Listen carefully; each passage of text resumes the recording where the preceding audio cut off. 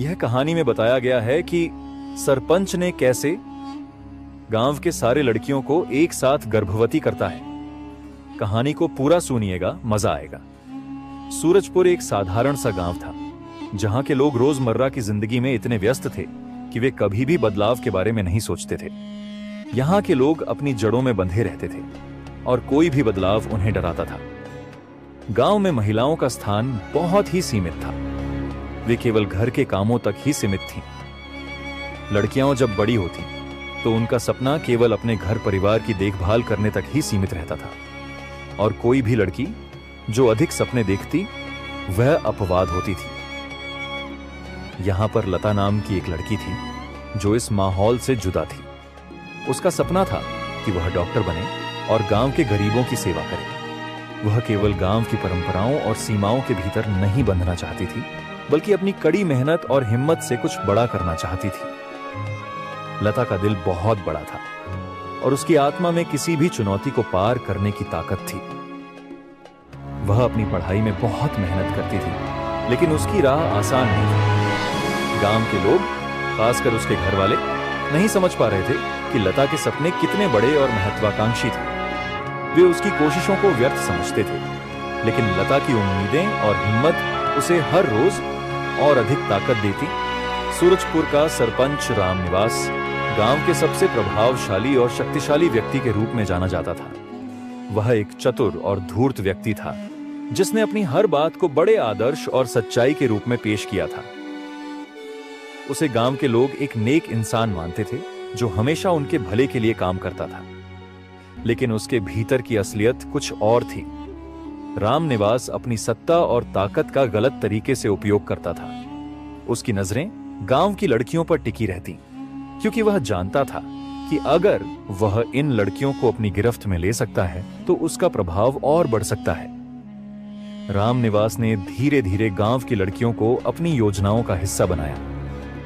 वह उन्हें यह विश्वास दिलाता कि वह उनके जीवन को सुधारने के लिए काम करेगा, उन्हें शिक्षा देगा और उनके सपनों को पूरा करने में मदद करेगा। लेकिन इसके बदले वह उन लड़कियों को अपने लिए इस्तेमाल करता, उन्हें मानसिक और शारीरिक रूप से शोषण का शिकार बनाता। उसने हर दिन गांव का नया नया लड़की को लेके जंगल में जाकर उसके साथ अवैध कार्य करते थे। लड़कियां भी उसके प्रलोभन में फंसकर खुशी खुशी सरपंच के साथ चले जाते थे। कुछ दिन बाद एक एक करके गांव के सारे लड़कियां गर्भवती हो गया। उनके घर वालों ने पूछा तो सरपंच का नाम लिया, और सरपंच ने किस तरह लड़कियों को अपने जाल फंसाते। लड़कियों ने अपने घर में बोले। सरपंच रामनिवास के पास शक्ति थी और उसके खिलाफ कोई आवाज उठाने का साहस नहीं करता था। लोग उसकी बातों को नकार नहीं सकते थे, क्योंकि वह हमेशा अपनी अच्छाई का मुखौटा पहने रहता था। वह गांव में राजनीतिक रूप से इतना ताकतवर था कि किसी को भी उसकी सत्ता के खिलाफ बोलने की हिम्मत नहीं होती थी। वह गरीब और निरीह लड़कियों को अपनी चपेट में लेता और उन्हें अपनी शक्ति का खेल खेलने के लिए मजबूर करता। रामनिवास की पत्नी राधिका अपने पति के साथ अत्यधिक सम्मानजनक जीवन जीने का दावा करती थी। वह गांव की प्रमुख महिला थी और उसकी छवि हमेशा एक आदर्श पत्नी के रूप में प्रस्तुत की जाती थी। वह हमेशा अपने पति का समर्थन करती, उनके कार्यों में उनका साथ देती और कभी भी उनकी नीतियों के खिलाफ एक शब्द भी नहीं बोलती। राधिका को लगता था कि वह अपने पति की सफलता में योगदान दे रही है, और उसे लगता था कि उसकी पूरी जिंदगी केवल उसकी संतुष्टि और पति के आदर्श के बारे में है। लेकिन राधिका की अपनी दुनिया थी, जो पूरी तरह से झूठ और छल से भरी हुई थी। वह जानती थी कि उसका पति अपने स्वार्थ के लिए लड़कियों का शोषण कर रहा था, लेकिन उसे डर था कि अगर उसने विरोध किया तो उसे घर में भी अपमान का सामना करना पड़ेगा।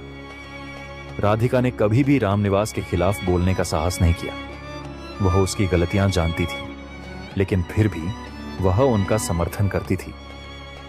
उसका मन कभी भी उन लड़कियों के बारे में सोचने को मजबूर होता जिन्हें रामनिवास के हाथों शोषण का सामना करना पड़ रहा था। लेकिन फिर भी वह अपने पति के साथ खड़ी रहती थी, क्योंकि वह अपने परिवार के नाम और सम्मान के लिए चुप थी। यह स्थिति राधिका के लिए बहुत कठिन थी। एक ओर वह अपने पति की ताकत और सत्ता से सुखी थी, और दूसरी ओर उसका दिल उन लड़कियों के प्रति दुख से भरा रहता था। वह जानती थी कि उसका पति जो कर रहा है वह गलत है, लेकिन उसने कभी इसका विरोध नहीं किया। उसकी चुप्पी ने उसे मानसिक रूप से असहाय बना दिया था। उसे अपने अंदर के संघर्ष को छिपाने के लिए एक मुखौटा पहनना पड़ता था, ताकि लोग उसे आदर्श पत्नी और आदर्श महिला के रूप में देखें। लता ने धीरे धीरे यह समझ लिया था कि गांव में जो कुछ भी हो रहा था वह केवल उसकी व्यक्तिगत समस्या नहीं थी, बल्कि यह हर लड़की की समस्या थी। वह अब चुप नहीं रह सकती थी। वह जानती थी कि अगर उसे किसी भी तरह का बदलाव लाना है तो उसे सिर्फ खुद के लिए नहीं, बल्कि उन सभी लड़कियों के लिए लड़ना होगा जो इस शोषण का शिकार हो रही थीं। लता ने अपनी दोस्त सीमा से इस बारे में बात की, जो पहले बहुत डरती थी। सीमा ने डर के मारे कभी भी रामनिवास के खिलाफ आवाज नहीं उठाई थी, लेकिन लता की बातों ने उसे हिम्मत दी। लता ने सीमा को यह समझाया कि अगर वे चुप रहेंगी तो उनकी जिंदगी कभी भी ठीक नहीं होगी। इसलिए लता और सीमा ने मिलकर गांव के अन्य लड़कियों से बात करना शुरू किया। उन्होंने धीरे धीरे गांव की हर लड़की को इस बात से अवगत कराया कि रामनिवास के साथ उनका सहयोग और चुप्पी उन्हें और अधिक नुकसान पहुंचा सकती है। लता की मेहनत और साहस ने धीरे धीरे पूरे गांव में बदलाव की हवा बहा दी। लता ने अब फैसला किया कि उसे इस लड़ाई को और बड़े स्तर पर ले जाना होगा। उसने गांव के बुजुर्गों और समझदार लोगों से मदद मांगने का विचार किया। उन्होंने सरपंच की करतूतों को उजागर करने के लिए योजना बनाई और इसके लिए पुलिस और प्रशासन का सहारा लिया। लता का संघर्ष अब रंग लाने लगा था। गांव के लोग धीरे धीरे सरपंच के असली चेहरे को पहचानने लगे थे।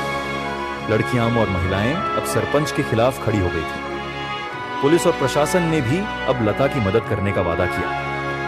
लता की साहसिक लड़ाई ने गांव में जागरूकता की लहर चलाई। धीरे धीरे सरपंच के खिलाफ कानूनी कार्रवाई शुरू हुई और उसके सारे काले कारनामे सामने आ गए। सरपंच रामनिवास को उसकी करतूतों के लिए सजा मिली और उसकी सत्ता का अंत हुआ। राधिका, जो हमेशा अपने पति के साथ खड़ी रहती थी, अब अंदर से टूट चुकी थी। उसने महसूस किया कि वह वर्षों से अपने पति की गलतियों को छिपाने में उसकी मदद कर रही थी। राधिका ने अब फैसला किया कि वह अपने जीवन को फिर से सही दिशा में ले जाएगी और उसने गांव में महिलाओं के अधिकारों के लिए काम करने का संकल्प लिया। गांव में अब बदलाव का दौर शुरू हो चुका था। लता और उसकी सहेलियों ने दिखा दिया था कि अगर कोई आवाज उठाने का साहस रखता है तो वह किसी भी दमनकारी ताकत को हरा सकता है। लता की संघर्ष की कहानी ने न केवल उसके गांव बल्कि पूरे समाज को यह सिखाया कि किसी भी प्रकार के शोषण के खिलाफ खड़ा होना हमारी जिम्मेदारी है। उसकी हिम्मत और साहस ने कई लड़कियों को यह समझाया कि उनका स्थान केवल घर की दीवारों में नहीं, बल्कि वे समाज में अपनी पहचान बना सकती हैं। राधिका ने भी यह सिखा कि आत्मसम्मान और सच्चाई का पालन सबसे महत्वपूर्ण है और उसे अपने पति के गलत कामों को समर्थन देने की बजाय समाज के लिए सही कदम उठाना चाहिए। लता की यात्रा ने यह सिद्ध कर दिया कि एक व्यक्ति जो सही के लिए खड़ा होता है वह समाज में बड़े बदलाव ला सकता है।